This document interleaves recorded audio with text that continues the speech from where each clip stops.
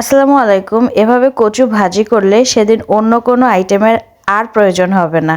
আম্মুর নিজের হাতে লাগানো আমাদের এরিয়ার মধ্যেই আমাদের বাউন্ডারির মধ্যেই এই দুধমান কচু গাছ হয়েছে এবং সেই গাছটাই আম্মু প্রসেস করে তারপরে এটাকে সিদ্ধ করে নিয়ে নিল।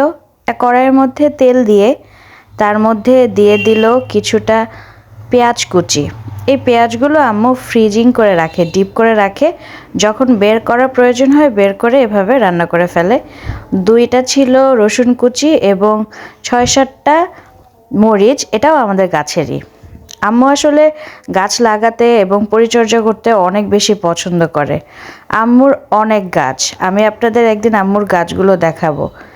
এই হচ্ছে আম্মু কাজ করছে, তো আমি তাকে একটু ভিডিও করছিলাম, দেখে রেগে গিয়েছে, কারণ আম্মু খুবই পর্দা মেনটেন করে আলহামদুলিল্লাহ মাশাল্লাহ। তো এই যে আমাদের অনেকটাই ব্রাউন কালার হয়ে গিয়েছে, আর ওই যে লবণ পানি দিয়ে বের করেছিলাম তখন কচুগুলো এরকম কালার এসেছিল, এটা আপনাদেরকে একটু দেখালাম। এই যে ব্রাউন হওয়ার পরে ওই কচুগুলো দিয়ে দেওয়া হলো। এখন জাস্ট এটাকে ভাজি করা হবে, তার মধ্যে সামান্য পরিমাণে হলুদ দেওয়া হলো। এটা চাইলে স্কিপ করাও যায়, নাও করা যায়।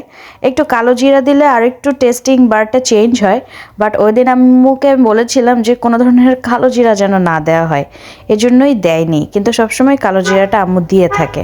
তা এখন এটাকে নেড়েচেড়ে নিলেই আমাদের পুরোপুরি রান্নাটা কমপ্লিট। এই খুব সামান্যভাবেই রান্নাটা হবে, কিন্তু ট্রাস্ট মি একটু গলা ধরবে না। প্লাস আপনি যদি এটা দিয়ে খাবার খান গরম ভাতের সাথে, আপনার অন্য কোনো ধরনের আইটেম সেদিন প্রয়োজন হবে না, এইটুকু ট্রাস্ট করতেই পারেন।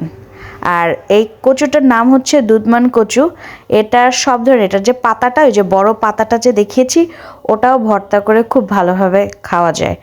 আর বলতে পারেন আমরা বাসার সবাই কচুর অনেক বড় ফ্যান, কারণ যে কোনো ধরনের কচুই ফ্রাই বলেন, তারপরে ইলিশ মাছ দিয়ে বলেন, বা যে কোনো মাছ দিয়ে, অনেক সময় মুরগি দিয়েও রান্না করা হয়, আমরা সব ধরনের কচুই খেয়ে থাকি এবং খুবই পছন্দ করে থাকি। তো এই আমাদের রান্না একদমই কমপ্লিট। তো আম্মু যেদিন কচু রান্না করে সেদিন আসলে অন্য কোনো খাবার আমরা খাই না, বিশেষ করে আমি খাই না। এই যে আজকে কিন্তু মুরগির মাংসও ছিল, সাথে মাছও ছিল, কিন্তু আমরা দুইটার একটাও খাইনি। বিশেষ করে আমি তো টাচও করিনি। আমি জানি না, আমি আসলে অনেক বড় কচুর ফ্যান, কচু লাভার বলতে পারেন। তো এভাবে আম্মু কিভাবে দেখেন কোনো অতিরিক্ত পরিমাণে তেল দিল না, অতিরিক্ত পরিমাণে কোনো মশলা ইউজ করলো না, কিন্তু এটাতেই একদম অসাধারণ হয়ে গিয়েছে রান্নাটা। তো রান্নাটা আপনারা এভাবে ট্রাই করে দেখবেন, আশা করি ভালো লাগবে। Thank you.